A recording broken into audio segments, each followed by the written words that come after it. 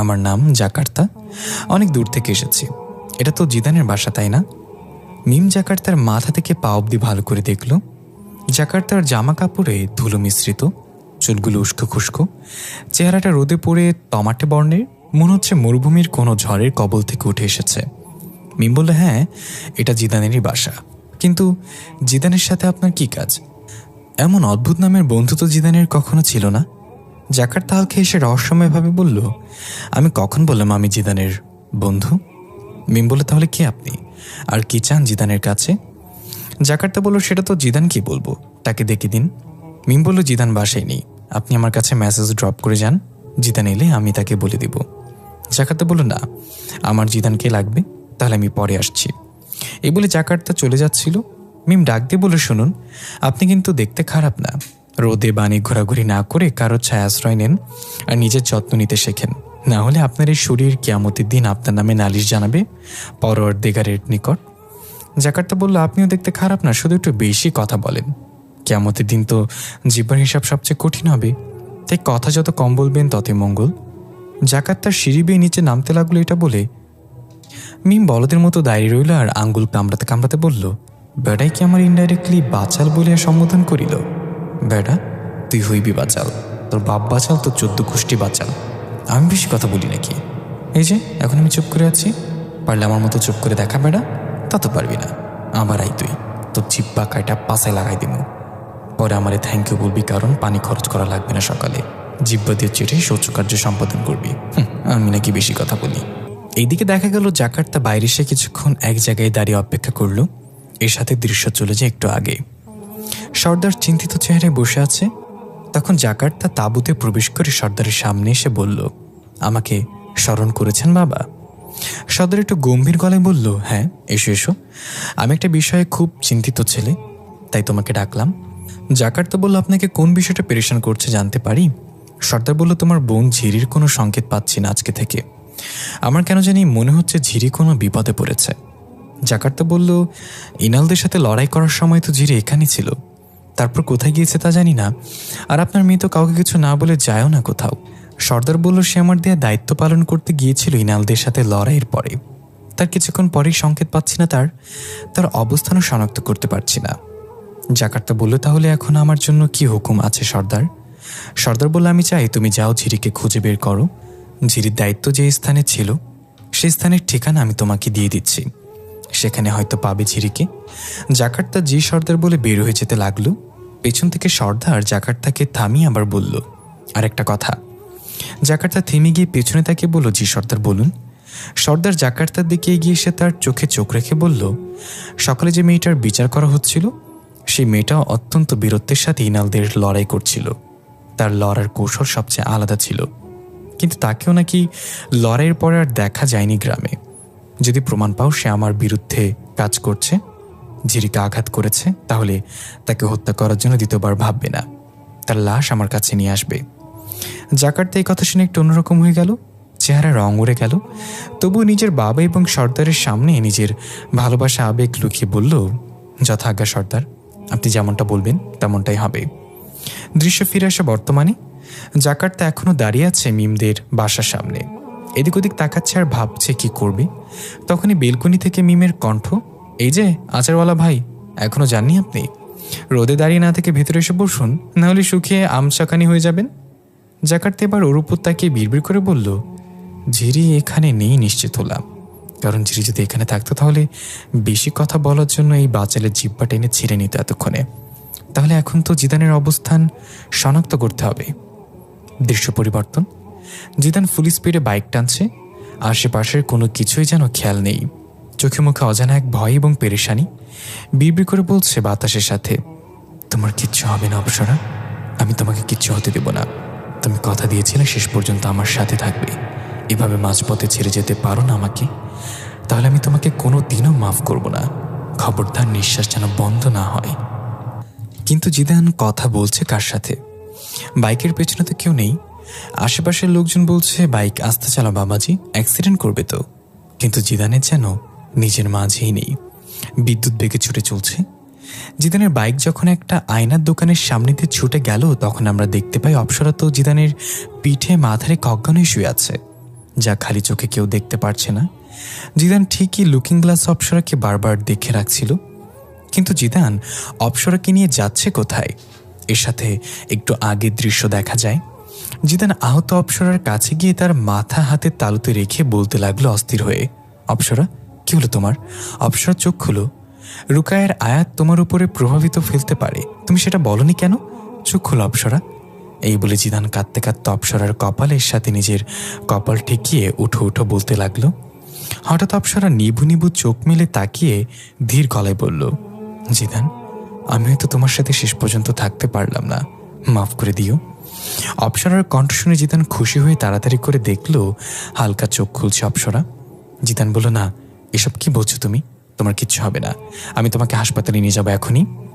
অপ্সরা রক্তাক্ত মুখে হালকা এসে বলল, আমার পাগল প্রিয় মানুষটা, তোমাদের হাসপাতালে জিনদের চিকিৎসা হয় না, বুঝেছ? জিদান বলে, তাহলে তোমাদের চিকিৎসা কোথায় হয়? আমি তোমাকে নিয়ে যাবো সেখানেই, বলো আমাকে কোথায় যেতে হবে একবার বলো। অপ্সরা বলল, সেখানে যেতে যেতে আমি 3 বার নিশ্চিন্তে মৃত্যুবরণ করে থাকতে পারবো বোকা। তুমি যদি আমাকে বাঁচাতে চাও তাহলে শহরের পাশে যে জঙ্গলটা আছে সেই জঙ্গলের গভীরে যেতে হবে। সেখানে একটা ছোট্ট গুহায় এক বুড়ি বসবাস করে, একমাত্র সে আমার চিকিৎসা করতে পারবে। দৃশ্য চলে আসে বর্তমানে। জিদান জঙ্গলের কাছাকাছি পৌঁছে গিয়েছে। একটু এগিয়ে গিয়ে সুযোগ বুঝে বাইক রাস্তা থেকে জঙ্গলে নামিয়ে দিল। গাছগাছালির ফাঁকফোকর দিয়ে এড়িয়ে এড়িয়ে চলতে লাগলো। চারিদিকে চোখ বুলিয়ে সেই ছোট্ট গুহাটাও খুঁজতে লাগলো। অপ্সরা অজ্ঞান হয়ে আছে, কোনো দিকে যেতে হবে জিদান জানে না।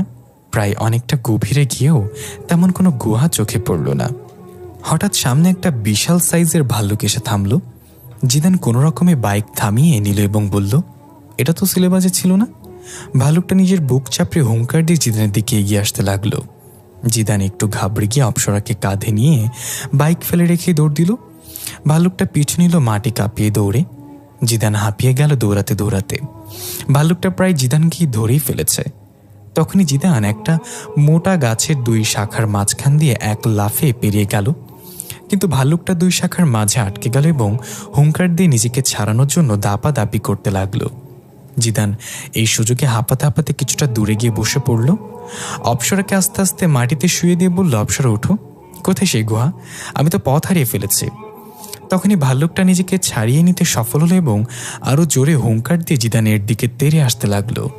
জিদান রেগে বলল, তুমি শুয়েই থাকো, আর কাল সকালে আমি ভাল্লুকের হাগুর সাথে বের হব।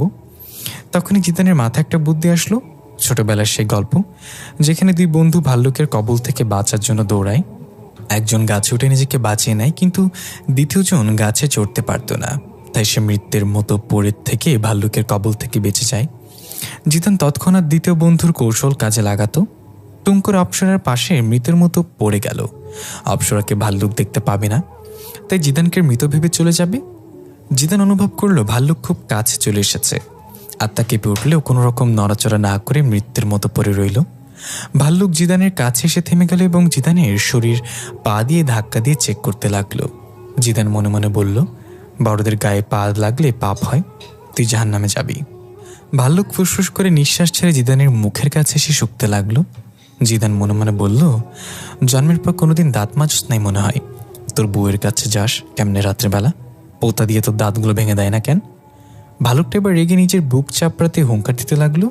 জিদান মনে মনে বলল, যতই হাঁক ডাক মারো, এই মরা মানুষটা এত সহজে জীবিত হচ্ছে না বাসা। জিদান অনুভব করলো ভাল্লুকটা চলে যাচ্ছে, আর কোনো শব্দ নেই আশেপাশে, সবকিছু একদম নীরব হয়ে গিয়েছে। জিদান চোখ বন্ধ রেখেই মুখ বাঁকা করে হাসি দিয়ে নিজের ট্যালেন্টের বাহবা দিয়ে মনে মনে বলল, ভাগ্য ভালো বাপ মা ছোটবেলা স্কুলে পাঠিয়েছিল, না হলে এই গল্প পড়া হতো না, আর ভাল্লুককে বোকা বানাতে পারতাম না। এই বলে ধীরে ধীরে চোখ মেলে তাকালো। সামনে কিছু নেই দেখে একটা স্বস্তির নিঃশ্বাস নিয়ে উঠে দাঁড়িয়ে বলতে যাবে, চল অপ্সরা যাওয়া যাক। তখনই দেখা গেল ভাল্লুক তো যায়নি, দাঁড়িয়ে আছে অপ্সরার পাশে। জিদান হতাশ হয়ে বলল, হ্যাঁ, তার মানে গল্প তুইও পড়েছিলি ওটা। ভাল্লুকটা এবার হুঙ্কার দিয়ে এক লাফে জিদানের দিক ঘুরে আসতে যাবে, তখনই কোথা থেকে যেন একটা লাঠি উড়ে এসে ভাল্লুকটাকে আঘাত করল সজোরে। জিদানের কাছে পৌঁছানোর আগেই লাঠির আঘাতে ছিটকে গিয়ে অন্য পাশে পড়ল ধাম করে। জিদান হাঁ করে পাশে তাকিয়ে দেখল কিছুটা দূরে একটা বুড়ি মহিলা দাঁড়িয়ে আছে, জীর্ণ শীর্ণ চাদর আবৃত, সাদা কালো মিশ্রিত চুল এবং কুচে যাওয়া চামড়া। বুড়িটা কাঁপা কাঁপা গলায় বলল, চলে যা, চলে যায় এখান থেকে। জিদান বলল, চলে যাব মানে? আমি হয়তো আপনাকে খুঁজছিলাম, আপনার সাহায্য লাগবে। বুড়ি বলল, আমি তোকে চলে যেতে বলিনি। জিদান কিছু না বলে অপর দিকে তাকাইয়ে দেখলো ভালুকটা দৌড়ে যাচ্ছে গভীর জঙ্গলের দিকে। জিদান অবাক হয়ে আবার বুড়ির দিকে তাকাতেই দেখে বুড়ি সেখানে নেই। পেছনে তাকিয়ে দেখলো বুড়ি অপ্সরার কাছে বসে আছে। জ্ঞান হারানো অপ্সরার হাত ধরে চোখ বন্ধ করে বিড়বিড় করে কিছু পড়তে লাগলো। হঠাৎ এক টানে দাঁড়িয়ে গেল এবং জিদানকে উদ্দেশ্য করে বলল, তাকে নিয়ে আমার পিছু পিছু আয়। দৃশ্য পরিবর্তন। এদিকে দেখা গেল সৌম্যর মা পারুল দেবীর ধীরে ধীরে জ্ঞান ফিরে এলো। নিজেকে গাছতলায় পড়ে থাকতে দেখে কোকড়াতে কোকড়াতে মাথায় হাত দিয়ে বলল, আমি এখানে কেন? সৌম্য, সৌম্য কোথায় তুই? হঠাৎ পারুল দেবীর মনে পড়ল ঘটে যাওয়া ঘটনা। মনে পড়তেই শটাং করে দাঁড়িয়ে একটু চোখ বোলাতেই সৌম্যকে এক জায়গায় পড়ে থাকতে দেখল।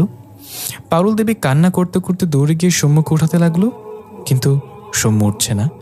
বুকে কান লাগিয়ে সৌম্যর শ্বাস প্রশ্বাস পরীক্ষা করে দেখল সৌম্যর নিঃশ্বাস তো চলছে। পারুল দেবী দৌড়ে গিয়ে পানির জগ এনে সৌম্যর মুখে ছিটিয়ে দিল। এবার সৌম্য ধীরে ধীরে চোখ মেলে তাকিয়ে এবার মা বলে আবার অজ্ঞান হয়ে গেল। পারুল দেবী রাগে গজগজ করতে করতে বলল, জিদান, তুই আমার ছেলেকে এভাবে মারতে পারলি? কত করে কাকুতি মিনতি করে বললাম, তুই আমার কথা শুনলি না। এখন আমি ভুলে যাব তুই আমার ছেলের বন্ধু। আমার ছেলেটাকে করার সবকটা আঘাতের বদলে আমি নেব বলে দিলুম। এই বলে সৌম্যর মাথা নিজের কোলে রেখে চলে বিলি কাটতে কাটতে বলল, মহাদেবকে জাগ্রত করার এটাই সময়। দৃশ্য শুরু হয় জঙ্গল থেকে। জিদান অপ্সরাকে কাঁধে নিয়ে বুড়ির পেছন পেছন হাঁটছে। চারিদিক থেকে হিংস্র পশুর ডাক ডাক ভেসে আসছে। বুড়ি লাঠি ভর দিয়ে খুব দ্রুত পায়ে হেঁটে চলেছে। জিদান হাঁপিয়ে গিয়েছে। দম নিতে নিতে জিজ্ঞাসা করল, আর কত দূর? আপনি কি আমাকে বেহেস্তে নিয়ে যাচ্ছেন নাকি দাদি? বুড়ি মহিলা ধীর কণ্ঠে বলল, বেহেস্ত? সে তো আমাদের খুব কাছে, শুধু পাতলা একটা দেয়ালের ওপারে, আর ওই দেয়ালটা হচ্ছে আমাদের পাপ। কিন্তু ছোট্ট একটা আঘাত ওই দেয়াল ভেঙে চূর্ণ বিচূর্ণ করে দিতে পারে, আর সেটা হলো তাওবা। জিদান একটু অবাক হয়ে বলল, আপনি তাহলে মুসলিম?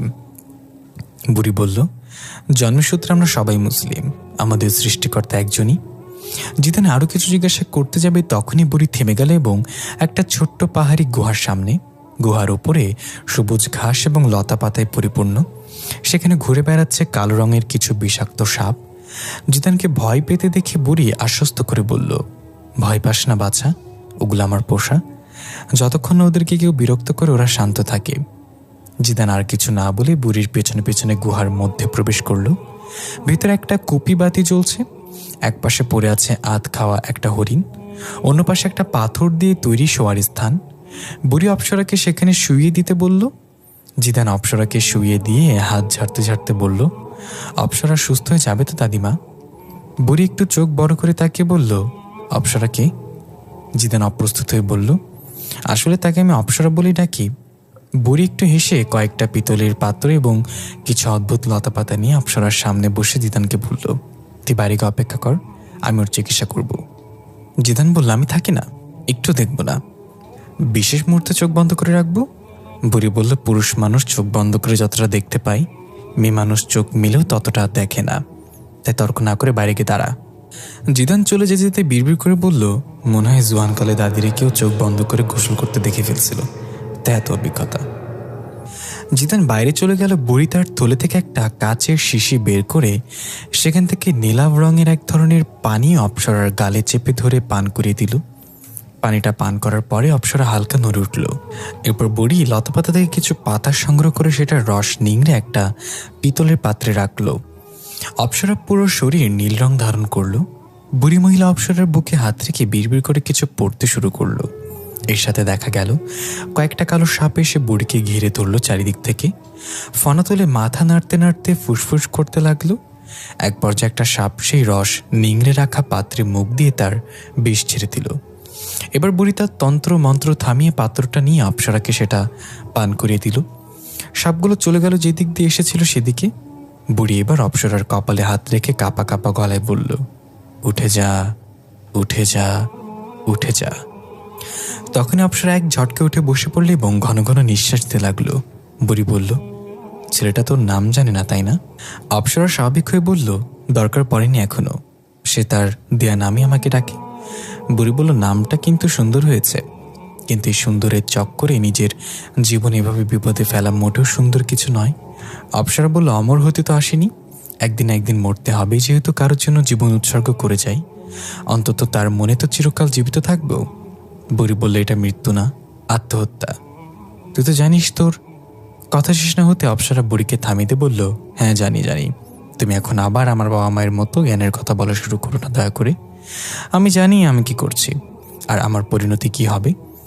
বুড়ি বলল, ঠিক আছে, তাহলে যা বলার তোর বাবাকেই বলবো, তুই তো আমার কথা শুনবি না। অপ্সরা চোখের ইশারায় কুপি বাতিটা উড়িয়ে এনে বুড়ির চোখের সামনে ধরে বলল, খবরদার, আমার ব্যাপারে কোনো কুটনামি করলে তোমার মাথায় আমি আগুন জ্বালিয়ে দেব। বুড়ি ঘাবড়িকে বলল, ঠিক আছে, কিচ্ছু বলবো না, এটা দূরে নে।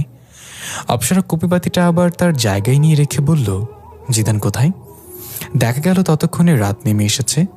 গাছের পাতার ফাঁকফুকুর দিয়ে গোলাকার চন্দ্রটা আলো দিচ্ছে। বাদুরের ডানা ঝাপটানোর শব্দে গাছগুলো নড়ে উঠছে হালকা হালকা। দূর থেকে খ্যাকশিয়ালের হাঁক ভেসে আসছে। জিদান একটা গাছের গোড়ায় বসে মশা মারছে আর বলছে, এই অন্ধকারও তোরা কত নিখুঁতভাবে সুই ঢুকিয়ে রক্ত খেয়ে নেস। এ থেকে বোঝা যায় তোদের বিয়ের বয়স হয়ে গেছে। আর তোরা এত বড় বড় কেন? বাঘের দুধ খাস নাকি? তোরা মশা নাকি হেলিকপ্টার? এটা বলে ঠাস করে নিজের গালে নিজে থাপ্পড় মেরে মশা মেরে বলল, গালে কামড় দেশ কেন? পা উদাম করে দিস ওইখানে যা। এই ফিমেল মশাগুলো পুরাই বেয়াদব, জায়গায় জায়গায় কামড় দেয়। এই বলে উঠে লাফাতে লাফাতে মশা তাড়িয়ে গুহার সামনে গিয়ে চেঁচে বলল, আপনার হলো নাকি? আমি আর বাইরে দাঁড়িয়ে থাকতে পারবো না, মশা আমাকে উঠিয়ে নিয়ে যাবে। ভেতরে চলে আসলাম কিন্তু। গুহার ওপর থেকে সাপের ফুসফুস আওয়াজ শুনে জিদান বিরক্ত হয়ে বলল, হ্যাঁ ভাই বুঝছি, তোদের ঘুমে ডিস্টার্ব হচ্ছে, আর আমার ব্যাপারটা বোঝ একটু। তখন একটা বড় সাপ ওপর থেকে জিদানের গলায় পড়ল। জিদান প্রথমে বুঝতে না পেরে বলল, ওপর থেকে মাফলার ফেলালো কেডারে? কিন্তু হাত দিয়ে স্পর্শ করার পর ঠান্ডা অনুভব হতে জিদান বুঝে গেল এটা সাপ। এক চিৎকারে ও বাবা ও মা ছিটকে ফেলে দিল দূরে। সাপটা ধপাস করে গিয়ে পড়ে আওয়াজ এলো। কোমরটা মনে হয় গেল আমার জিদান না। জিদান অবাক হয়ে সেদিকে তাকিয়ে দেখলো অপ্সরা চিৎ পাটাং হয়ে পড়ে আছে। তার মানে তুমি সাপের রূপ ধরে আমার গলায় পড়েছিলে? অপ্সরা দাঁত কটমট করে বলল, না, তোর খালা রূপ ধরে তোর গলায় পড়ছি। তোকে ভয় দেখাতে গিয়ে নিজের কোমরটা গেছে। এখন এই রূপবান কেমনে কোমর দুলে নাচবো? জিদান সরি বলে অপ্সরাকে হাত বাড়িয়ে উঠাতে গেল। অপ্সরা একটানে জিদানকে তার বুকের ওপর ফেলে দিল। সবকিছু যেন থমকে গেল এক মুহূর্তের জন্য। চারপাশ থেকে হাজারো জোনাকি পোকা মিটিমিটি আলো ছড়িয়ে বের হয়ে আসলো। জিদান অপলক দৃষ্টিতে অপ্সরার দিকে তাকিয়ে আছে। অপ্সরাও লাজুক হাসি দিয়ে চোখ বন্ধ করে ফেলল। ব্যাকগ্রাউন্ডে বেজে ওঠে, এই জীবনে যারে চেয়েছি আজ আমি তারে পেয়েছি, তুমি আমার সেই তুমি আমার, তোমারে খুঁজে পেয়েছি। দৃশ্য পরিবর্তন। জাকার্তার সর্দারের সামনে মাথা নিচু করে দাঁড়িয়ে আছে। সর্দার গম্ভীর গলায় বলল, তার মানে তুমি ঝিরির খোঁজ পাওনি? জাকার্তা নরম কণ্ঠে বলল, না সর্দার, আপনি যে ঠিকানা দিয়েছিলেন সেখানে ঝিরি ছিল না, আর জিদানও ছিল না, শুধু তার বোন ছিল। সর্দার বলল, তুমি কি তাকে জিজ্ঞাসা করনি ঝিরির ব্যাপারে? জাকার্তা বলল, না সর্দার, সে এই বিষয়ে জানে না কিছু। ঝিরি জিদানের পিছু নিয়েছিল আর জিদানই জানে ঝিরি কোথায়। সর্দার বলল, আরে ওই মেয়েটা, তার ব্যাপারে বলো। জাকার্তা বলল, তাকে খুঁজে পাইনি, তবে আমি নিশ্চিত সেও জিদানের সাথে আছে এবং তার সাহায্যেই হয়তো ঝিরিকে বন্দি করা হয়েছে। জিদানের একার পক্ষে ঝিরিকে বন্দি করা সম্ভব না। সর্দার বলল, তাহলে আর দেরি কেন? যাও, জিদানের বোনকে বন্দি করে নিয়ে এসো। আমার কাছেও তো একটা তুরুপের তাস থাকতে হবে নাকি? জাকার্তা যথাজ্ঞা বলে সেখান থেকে চলে যেতে নিলে সর্দার তাকে থামিয়ে বলল, দাঁড়াও, ওই মেয়েকে সতর্ক করার পরেও আমার বিরুদ্ধে কাজ করেছে। তার একমাত্র শাস্তি হলো মৃত্যু। তাকে মারার সময় তোমার হাত যেন না কাঁপে। জাকার্তা কিছুক্ষণ চুপ করে থেকে বলল, আপনি যা চাইবেন তাই হবে সর্দার। এই বলে জাকার্তা তাঁবু থেকে বের হয়ে গেল। সর্দার রাগান্বিত কণ্ঠে একজন রক্ষীকে ভেতরে ডাকল। রক্ষী এসে মাথা নুয়ে কুর্নিশ করে বলল, হুকুম করুন সর্দার। সর্দার বলল, ওই মেয়ের বাবা মাকে হাতকড়ি লাগিয়ে আমার সামনে পেশ করো। শাস্তি সবাইকে পেতে হবে। সর্দারের উদারতা দেখছে, কঠোরতা দেখেনি। দৃশ্য পরিবর্তন। মিম বারবার জিদানকে কল করে যাচ্ছে কিন্তু সুইচ অফ আসছে। মিমের চিন্তা হতে লাগলো জিদানের জন্য। তাহলে কি দুপুরে আসা ওই অদ্ভুত লোকটা জিদানের কোনো ক্ষতি করলো? সে জিদানের খোঁজ কেন করছিল? না, জিদান তো সৌম্যদের বাড়ির উদ্দেশ্যে গিয়েছিল। সৌম্যর সাথে বড় কোনো ঝামেলা হলো না তো? এক কাজ করি, সৌম্যদের বাড়ি থেকে দেখা যাক। এত রাত হয়ে গেল, ওর কোনো খবর নেই, এদিকে ফোনও বন্ধ। কিছু তো একটা হয়েছে। এই ভেবেই মিম একটা চাদর গায়ে পেঁচিয়ে মুখে মাস্ক লাগিয়ে বের হয়ে পড়ল বাসা থেকে। রাস্তার দুই দিকে তাকিয়ে ট্যাক্সির জন্য হাত বাড়ালো। ঠিক তখনই রাস্তার অপর প্রান্তে বাবাকে দাঁড়িয়ে থাকতে দেখল মিম। অবাক হয়ে বলল, বাবা। কিন্তু একটা গাড়ির আড়াল পড়তেই পরক্ষণে আবার গায়েব হয়ে গেল। সেখানে কেউ দাঁড়িয়ে নেই। মিম চোখের ভুল ভেবে হেঁটে একটু এগিয়ে গেল ট্যাক্সির জন্য। তখনই আবার একইভাবে দেখল রাস্তার অপর প্রান্তে বাবা দাঁড়িয়ে আছে। এবার যেন মিমকে হাতের ইশারায় ডাকছে। মিম হতবিহ্বল হয়ে আনমনে নিজের অজান্তে সেদিকে হাঁটা দিল আস্তে আস্তে, আর বারবার বিড়বিড় করে বলছিল, বাবা আমি আসছি, যেও না বাবা, আমি আসছি। মিম রাস্তার দুই দিকে না তাকিয়ে পাগলের মতো রাস্তা পার হচ্ছিল। তখনই একটা মালবাহী ট্রাক এসে মিমকে ধাক্কা দিতে যাবে তার আগেই অদৃশ্য এক টানে কেউ একজন মিমকে একপাশে সরিয়ে নিল। ততক্ষণে মিমের হুঁশ ফিরেছে এবং অবাক হয়ে দেখল একজন তাকে বুকে চেপে ধরে রেখেছে। মিম তাড়াতাড়ি তাকে ধাক্কা দিয়ে সরিয়ে দেখল এই সে জাকার্তা নামের লোকটা, যে জিদানকে খুঁজছিল দিনে। মিম কিছু বলতে যাবে তার আগেই জাকার্তা রাগী কণ্ঠে বলল, রাত পার হওয়ার সময় চোখ কোন দিকে থাকে? আর একটু হলেই তো ধাক্কা মেরে চলে যেত। আপনারা পৃথিবীতে থেকেও পৃথিবীর নিয়মকানুন মানেন না। আজকে যদি বড় কোনো দুর্ঘটনা হয়ে যেত তাহলে এই জিম্মাদার কি হতো? আমি সময় মতো না আসলে এতক্ষণে পুটকা মাছের মতো পড়ে থাকতেন মরে। শুধু বাচালের মতো মুখ চালালেই হয় না, মাঝে মাঝে ব্রেনটা কাজে লাগাতেও হয়, না হলে ওটা জঙ্কার হয়ে যাবে। একদমই কথাগুলো বলে জাকার্তার চোখ রাঙিয়ে মিমের দিকে তাকিয়ে রইল। মিম জাকার্তার কথা শুনে মুগ্ধ হয়ে মিষ্টি করে হেসে হেসে মনে মনে বলল, হায়, ছেলেটা কি সুন্দর করে শাসন করেছে আমাকে। মনে হচ্ছে আমার বিয়ে করা জামাই। ইচ্ছে করছে এখনই কাজে অফিসে নিয়ে গিয়ে জোর করে বিয়ে করে ফেলি। কত কেয়ারিং একটা ছেলে। কিন্তু এক মিনিট, আমি তো জিদানের খোঁজে বের হয়েছিলাম। এটা বলেই মিম ভালোবাসায় মোড় থেকে ভিলেন রূপে এসে জাকার্তার কলার ধরে বলল, এই মিয়া, আমার ভাই কোথায়? জাকার্তা হতবাক হয়ে বলল, আপনারা মানুষটাকে উপকারের বদলে ধন্যবাদ না দিয়ে কলার ধরে আপ্যায়ন করেন এভাবে? মিম, খেয়াল করো না জাকার্তা আপনারা মানুষরা বলেছেন। মিম বলল, কথা ঘোরাবেন না। আপনি আমার ভাইকে দুপুরে খুঁজতে গিয়েছেন, তারপর থেকে ওর ফোন বন্ধ, এখনো বাসায় ফেরেনি। আপনি ওর সাথে কি করেছেন? জাকার্তা মিমের হাত ধরে কলার থেকে সরিয়ে বলল, এমন মুরগির ঠ্যাঙের মতো হাত যেখানে সেখানে দিবেন না, ঠাস করে ভেঙে যেতে পারে। আর হ্যাঁ, আমিও এখনো জিদানকে খুঁজে পাইনি। সে কোথায় আছে আমি জানি না। মিম মন খারাপ করে বলল, তাহলে আমার ভাই কোথায়? এই বলেই মিম হাঁটতে লাগলো। জাকার্তা পিছনে বলল, আপনি কি জানেন না সে কোথায় যেতে পারে? শেষবার যখন কথা হয়েছিল তার সাথে? মিম বলল, সেখানেই যাচ্ছি এখন। জিদান বলেছিল বন্ধু সৌম্যদের বাড়ি যাচ্ছে। জাকার্তা বলল, তাহলে আমিও যাচ্ছি আপনার সাথে।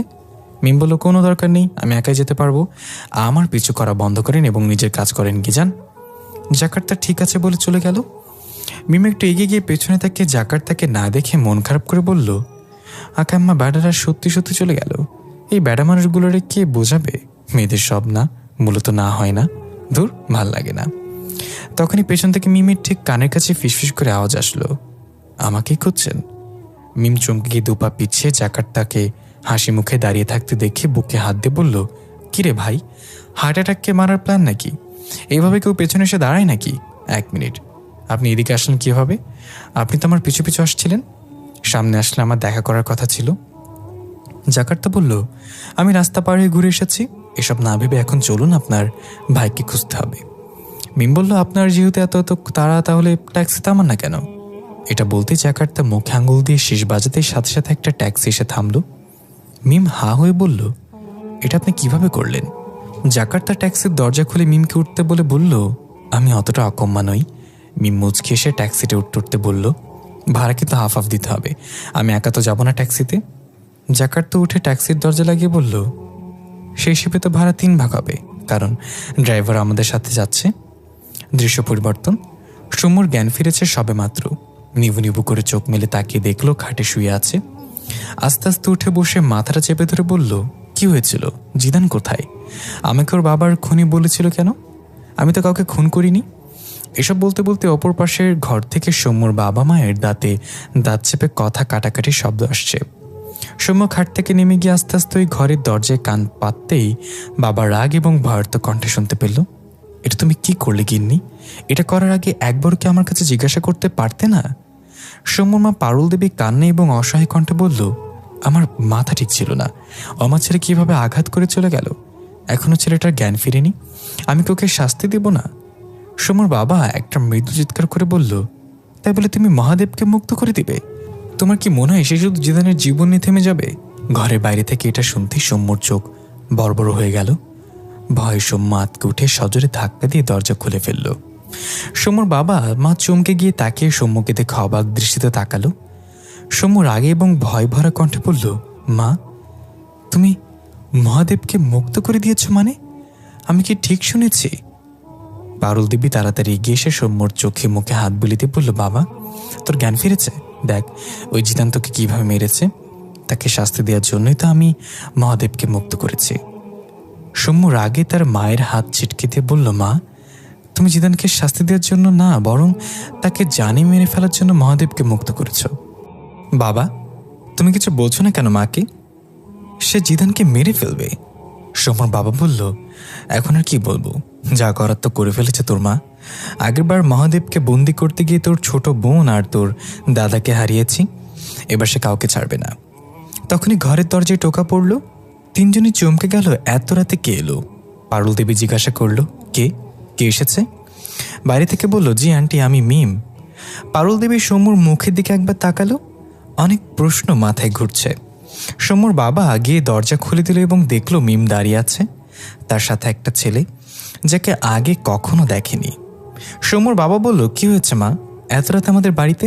ও হ্যাঁ, তোমার বাবার মৃত্যুর খবর শুনে খুব কষ্ট পেয়েছি, উপরওয়ালা তাকে স্বর্গবাসী করুক। মিম বলল, ধন্যবাদ আঙ্কেল, কিন্তু আমি জিদানের খোঁজে এসেছি। জিদান কি এখানে এসেছিল আজ? বাবার লাশের হাতে সৌম্যর ধাগা পাওয়ার পর জিদান পাগল হয়ে গিয়েছে। আমি ওকে বোঝানোর চেষ্টা করেছি সৌম্য এটা কেন করবে, এটা নিশ্চয় একটা চাল, কিন্তু জিদান তো বুঝতে চায়নি, তাই রাগে হয়তো এসে এখানে ঝামেলা করেছে।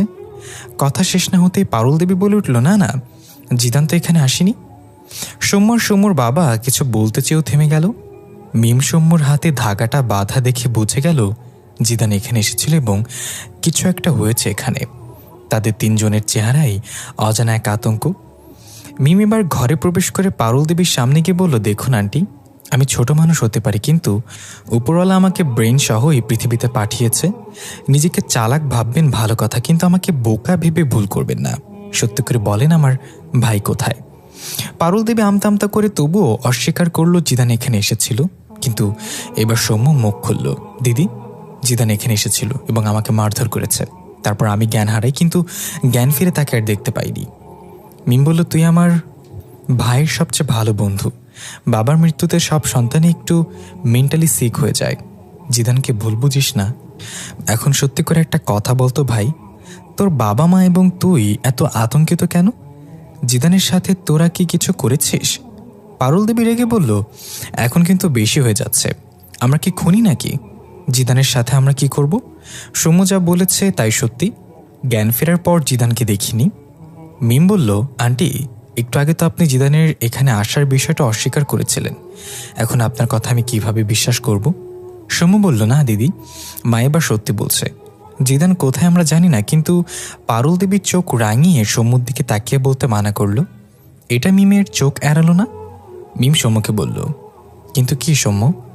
সৌম্য ইতস্তত এবং ভয় ভয় কণ্ঠে বলল, মা জিদানের পেছনে মহাদেবকে পাঠিয়েছে। এটা শুনেই জাকার্তা ভয়ার্ত গলায় বলে উঠল, মহাদেব মানে হিন্দু ধর্মাবলম্বীদের সবচেয়ে শক্তিশালী জিন? মিম ভয় পেয়ে জাকার্তাকে জিজ্ঞাসা করল, সে কে এবং কি করতে পারে?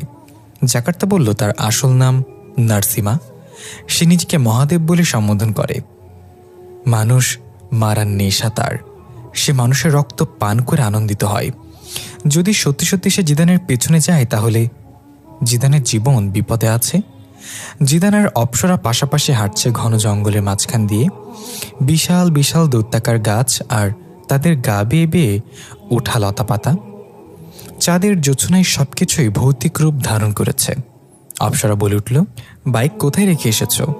জিদান বললেই তো সামনেই, ভাল্লুকে দৌড়ানি খেয়ে বাইক রেখে পালিয়েছিলাম তোমাকে নিয়ে। অপসর বলল, কি, তুমি ভাল্লুকের দৌড়ানি খেয়েছিলে? তাহলে বাঁচলে কিভাবে? আমি তো জানি এই জঙ্গলে ভাল্লুকগুলো বাঘের চেয়েও ভয়ানক এবং হিংস্র। জিদান একটু ভাব নিয়ে বলল, ম্যাডাম, আমি জিদান। এসব ভাল্লুক আমার আঙ্গুলের ইশারায় কত নাচিয়েছে জীবনে। 2 গালে 2টা ঠাটিয়ে দেওয়ার পর পা ধরে মাপ চেয়ে পালিয়েছে। অপসর অবাক হয়ে বলল, বলো কি, তুমি ভাল্লুকের গালে থাপ্পড়ও বসিয়েছ? জিদান বলল, তাহলে আর বলছি কি, প্রথমে দৌড়ে পালিয়েছিলাম তুমি সাথে আছো বলে, যদি তোমার কোনো ক্ষতি করে, তারপর ভাবলাম আমি থাকতে তোমার গায়ে আঘাত করার ক্ষমতা কার আছে। অপসরা হাসতে হাসতে বলল, যদিও চাপা মারছো তবে শুনতে ভালো লাগছে।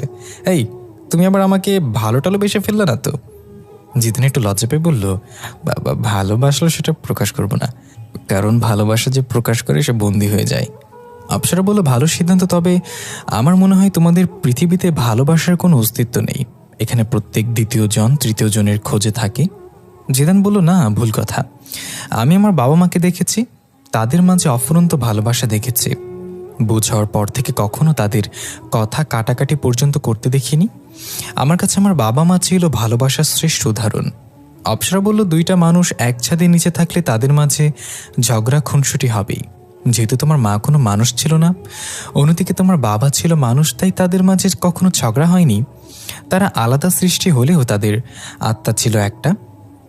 জিদান কিছুক্ষণ চুপ থেকে বলল, আমার মা মানুষ ছিলেন এটা শুনলেই বুকের বাপাসটা কেঁপে ওঠে আমার। নিশ্চয়ই বুবু কিছু না কিছু জানতে পেরেছে। এখান থেকে সোজা বুবুর কাছে যাব। এটা বলতে গড়গড় আওয়াজ করে ছোট্ট গাছগুলো মারিয়ে ঝোপঝাড় থেকে বের হয়ে এলো সেই হিংস্র ভাল্লুক।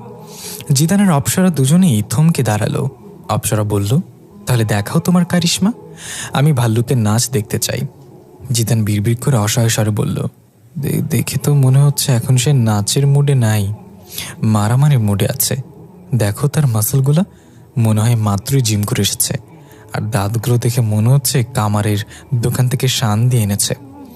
অপসরা একটা গাছের গোড়ায় বসে হাই তুলতে তুলতে বলল, হ্যাঁ, আমি কিছু জানি না, আগেরবার যেভাবে ভাল্লুককে নাচিয়েছে এখনো নাচাও, আমি দেখতে চাই। ততক্ষণে ভাল্লুক দাঁত বের করে গড়গড় করে জিদানের দিকে এগিয়ে আসতে লাগলো। জিদান কান্না জড়িত কণ্ঠে বলল, আই লাভ ইউ বললে সে তো সিরিয়াসলি নিবা না। এটা ঠিকই সিরিয়াসলি নিয়ে নিয়েছো।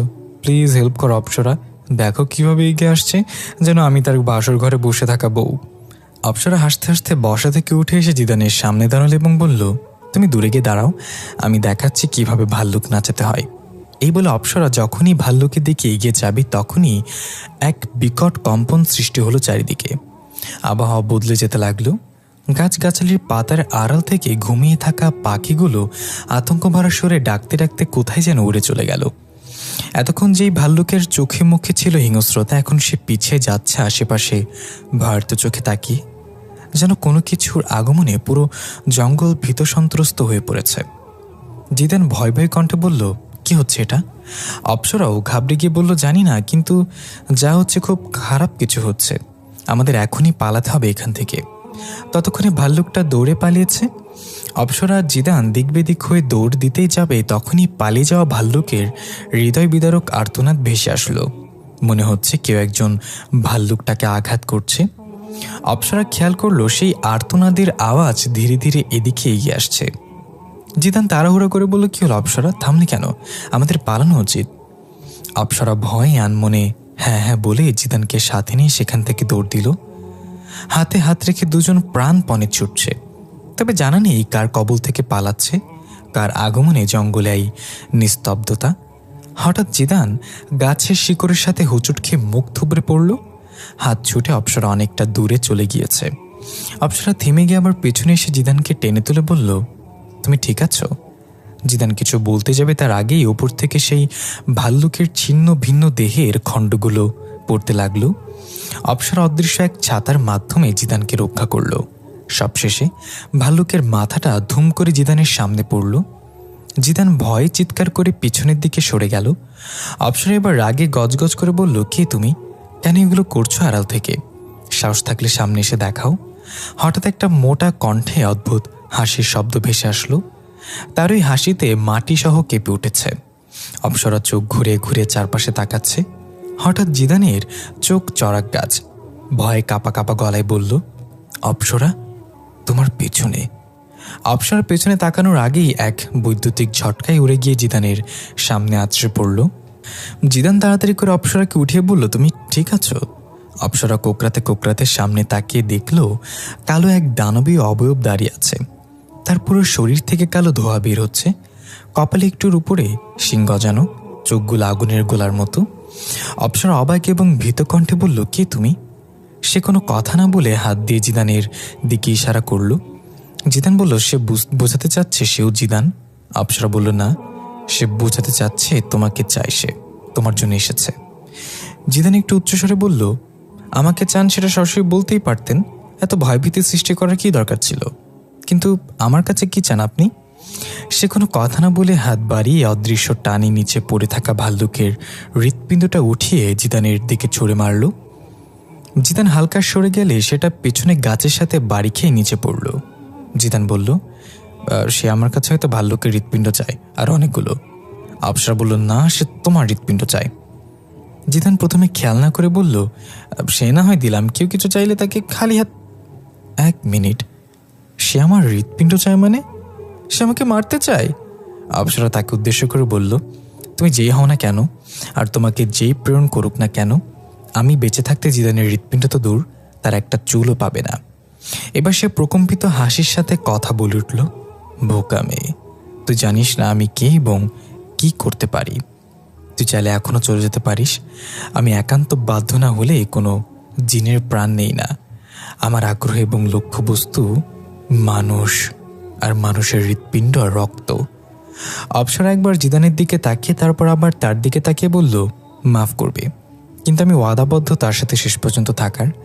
আমি আমার শ্বাস বন্ধ হওয়ার আগ পর্যন্ত তাকে তোমার হাত থেকে রক্ষা করব। সেবার ক্রোধান্বিত হয়ে শঙ্কার দিয়ে বলল, তাহলে মর। এই বলেই তার পিঠ ভেদ করে দুইটা কালো রঙের ভয়ানক ডানা বের করল। অপসরা জিদানকে ধাক্কা দিয়ে একপাশে সরিয়ে দিয়ে বলল, ভাগো, পেছনে ফিরে তাকাবে না। কিন্তু জিদান বলল, আমি তোমাকে ফেলে কোথাও যাব না, তুমি চলো আমার সাথে। হঠাৎ অপসরার পিঠ ভেদ করে দুইটা আগুনের ডানা বের হলো এবং চেহারা ভয়ানক রূপ ধারণ করে জিদানের দিকে তাকিয়ে ঝাঁঝালো কণ্ঠে বলল, ভাগো। জিদান এই রূপে অপসরাকে দেখে ভয় পেয়ে কাঁপা কাঁপা পায়ে দৌড় দিল। কিন্তু দেখা গেল কালো ডানাওয়ালা সেই অদৃশ্য এক টানে জিদানকে হেঁচকা টান মেরে এনে একটা গাছের সাথে ঠেকিয়ে দিল এবং গাছের লতা পাতাগুলো আপনা আপনি জিদানকে পেঁচিয়ে ফেলল। অপসরা জিদান বলে সেদিকে উড়ে যেতে নিলে ধুম করে কালো ধোঁয়া ছড়িয়ে এসে এক ঝটকায় অপসরার সামনে আবির্ভাব হলো এবং অপসরার গলা চেপে ধরে বলল, তাকে থাকতে দাও ছোট্ট পরি, তার হৃৎপিণ্ড পরে খাবো, আগে তোমার সাথে বোঝাপড়া করা যাক।